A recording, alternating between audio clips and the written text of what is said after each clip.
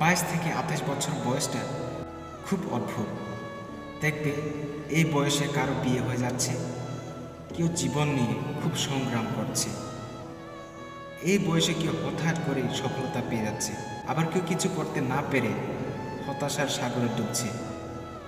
কেউ এই বয়সে পুরো সংসারটা চালাচ্ছে, আবার কেউ এই বয়সে ফুর্তিতে জীবনযাপন করছে। জীবনটা আসলে বড়ই অদ্ভুত। অতিরিক্ত কষ্ট মানুষের রাগ বাড়িয়ে দেয়।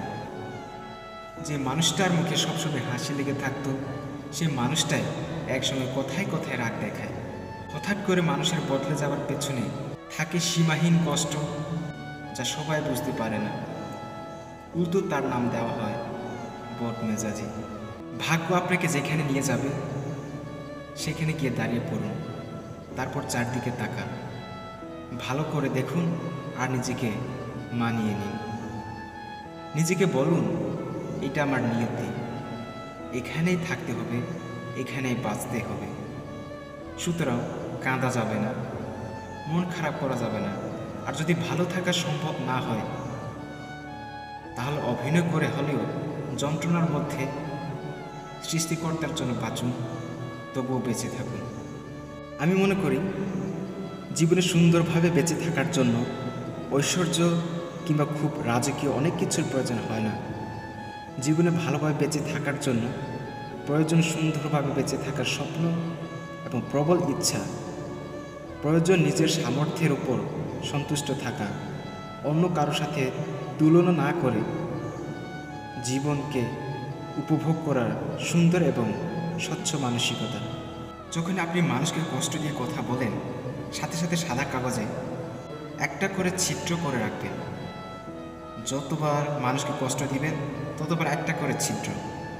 নির্দিষ্ট একটা সময় পর সে কাগজটাকে চোখের সামনে ধরলে আপনি দেখতে পাবেন সে কাগজে অনেকগুলো ছোট ছোট ছিদ্র। ছিদ্র ছাড়া আর কিছু যেন কাগজেই দেখা যাচ্ছে না। কোনো মানুষকে কষ্ট দেওয়ার পরে সে মানুষের হৃদয়ের অবস্থাও সেরকম হয়। তাতে তৈরি হয় অনেকগুলো কষ্টের ক্ষত।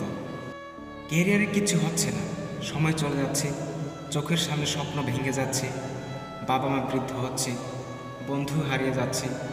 দিন শেষে দুঃখ বলার মতো নিজের একটা মানুষই নেই। একটার পর একটা ভুল সিদ্ধান্ত, ব্যর্থতা পিছুই ছাড়ছে না। জীবনকে এত ভয়ঙ্কর লাগে যে জীবনের দিকে তাকানোই যায় না।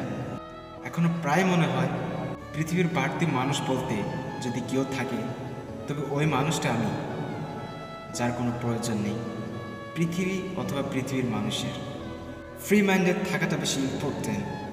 কার সাথে তোমার বেশি মানায়, কার পাশে দ্বারা তোমার হাইট ম্যাচ হয়, সেটা ইম্পর্টেন্ট নয়।